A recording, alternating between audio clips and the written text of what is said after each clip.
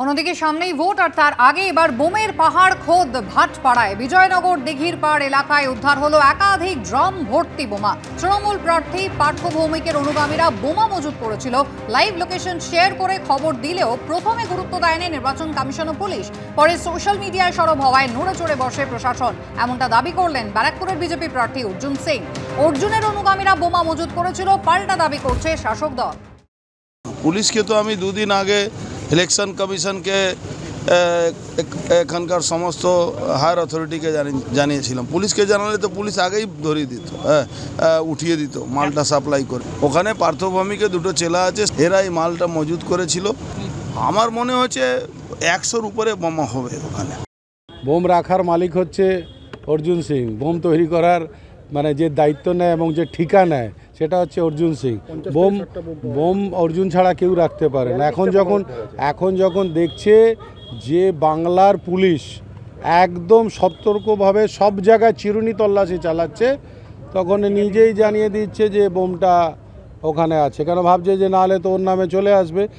ডানকুনিতে ওষুধ ও রাসায়নিকের গুদামে ভয়াবহ অগ্নিকাণ্ডের ঘটনা। গুদামের একাংশ ভেঙে পড়েছে, কালো ধোঁয়ায় ঢেকে গিয়েছে গোটা আকাশ। দাউ দাউ করে গোটা গুদাম জ্বলছে।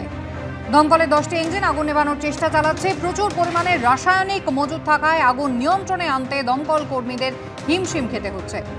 ডানকুনির গুদামের সেই ছবি দেখতে পাচ্ছেন, যেখানে রাসায়নিক মজুত ছিল এবং ওষুধ মজুত ছিল, এবং সেখানেই কিন্তু এই ভয়াবহ অগ্নিকাণ্ডের ঘটনা। ভোর 5টা নাগাদ আগুন লাগে। দমকলের 10টি ইঞ্জিন আগুন নেভানোর চেষ্টা চালাচ্ছে। ওষুধ এবং রাসায়নিক দুটোই দাহ্য বস্তু হওয়াতে আগুন কিন্তু ভয়াবহ আকার নিয়েছে।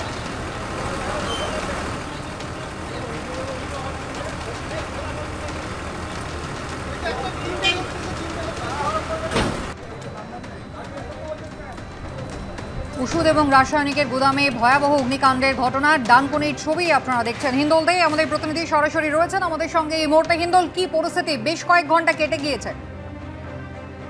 একেবারে দেখো, ভোর 5টা নাগাদ এই আগুন লাগে এবং যেটা দমকল সূত্রে খবর যে একটি ওষুধের গুদাম এবং পাশেই একটি কেমিক্যালের গুদাম ছিল, সেখানেই কিন্তু সেই আগুন লাগে।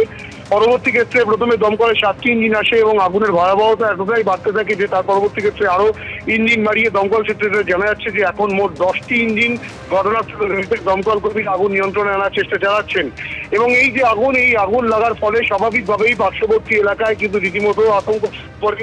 স্থানীয় মানুষজন হাত লাগান আগুন নিয়ন্ত্রণে আনার জন্য, কিন্তু এখনো পর্যন্ত সেই আগুন নিয়ন্ত্রণে আনা সম্ভবপর হয়নি। যেহেতু কেমিক্যাল মজুদ ছিল সেখানে, কেমিক্যাল আগুন লাগার কারণে সেই আগুন কিন্তু দ্রুততার সঙ্গে ছড়িয়ে পড়ে।